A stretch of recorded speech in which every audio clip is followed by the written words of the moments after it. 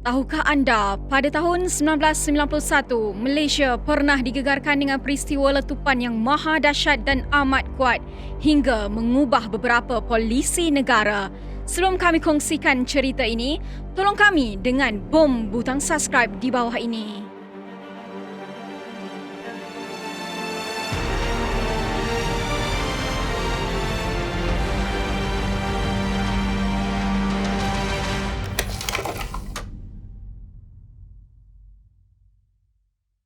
Sebut mengenai satu daerah popular di Selangor iaitu Sungai Buloh.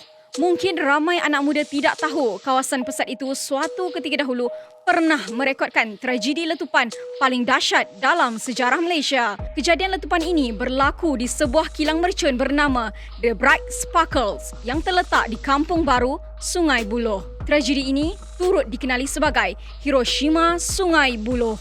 Ini kerana ledakan letupannya diibaratkan seperti kejadian perang nuklear di Hiroshima, Jepun sewaktu Perang Dunia Kedua. Ledakan letupan ini terlalu kuat hingga kesan gegarannya dirasai sejauh 7 km dari kilang berkenaan. Kejadian ini bukan sahaja menghancurkan kilang berkenaan tetapi memusnahkan semua harta benda di kawasan berdekatan termasuk rumah-rumah dan kilang-kilang syarikat lain. Peristiwa menyayat hati ini juga telah mengorbankan seramai 26 orang manakala 83 orang dilaporkan cedera.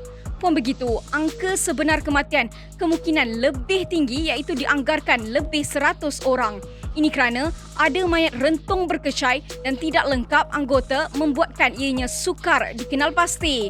Tambahan pula, syarikat berkenaan tidak melakukan daftar masuk pekerja harian dan jumlah rekod pekerja pun tidak dapat disahkan kerana ada pekerja yang bawah umur dan sebagainya.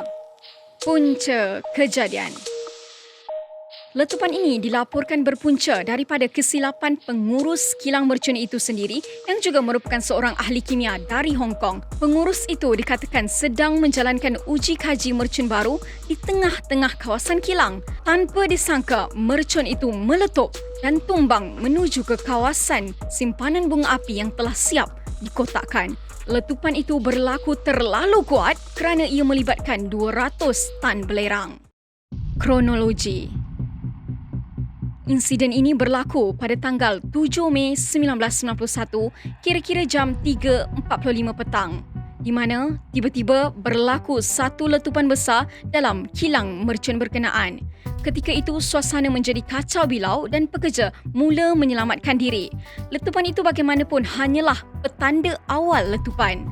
Selang 10 minit kemudian berlaku siri letupan kedua dan 30 minit selepas letupan pertama iaitu kira-kira jam 4 petang berlaku letupan kali ketiga.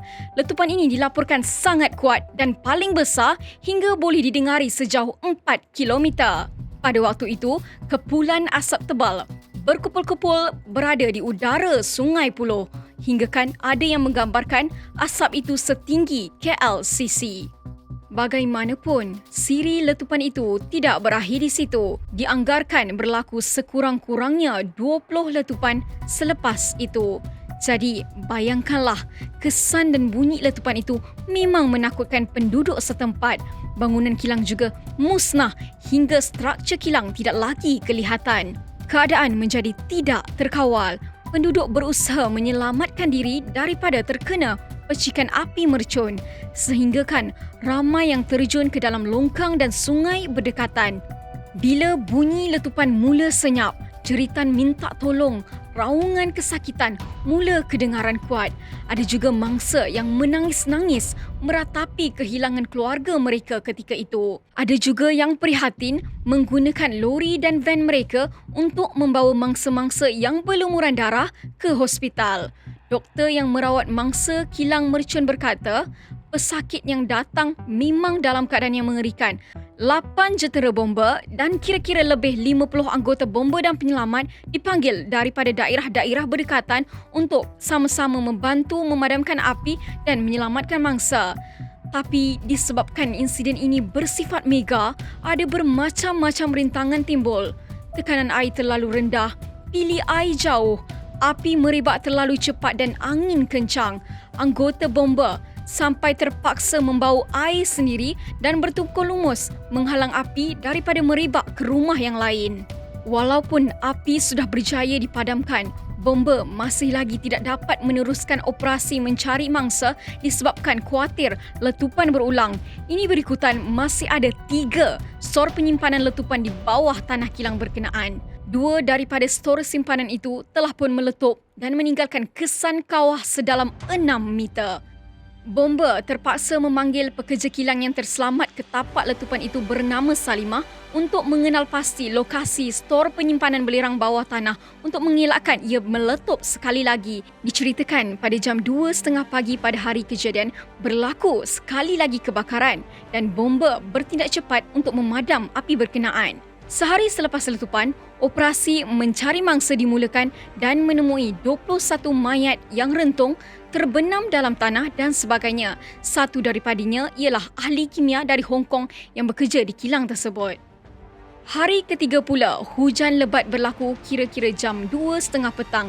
Ini mendatangkan ancaman pada pasukan penyelamat kerana berlaku tindak balas kimia pada tempat letupan hingga mengeluarkan gas beracun. Pada 16 Mei, pihak bomba melancarkan operasi api buluh untuk membersihkan sisa bahan kimia di tapak kilang tersebut. Dalam operasi itulah, ahli penyelamat menjumpai beberapa lagi mayat yang mengerikan yang sudah menjadi rangka, tengkorak, cebisan tubuh yang rentung dan sebagainya, menjadikan angka kematian 26 orang. Setelah beberapa hari berlalu, gas toksik mula merebak di kawasan penduduk lain hinggakan ada yang terpaksa mendapat rawatan di hospital, pingsan dan sebagainya. Pada hari ke-11, keadaan semakin merumitkan apabila bara api mula muncul di tapak kilang lagi, namun berjaya dipadam pihak bomba dengan segera. Rahsia terbongkar. Setelah letupan itu berlaku, satu persatu rahsia kilang tersebut mula terbongkar.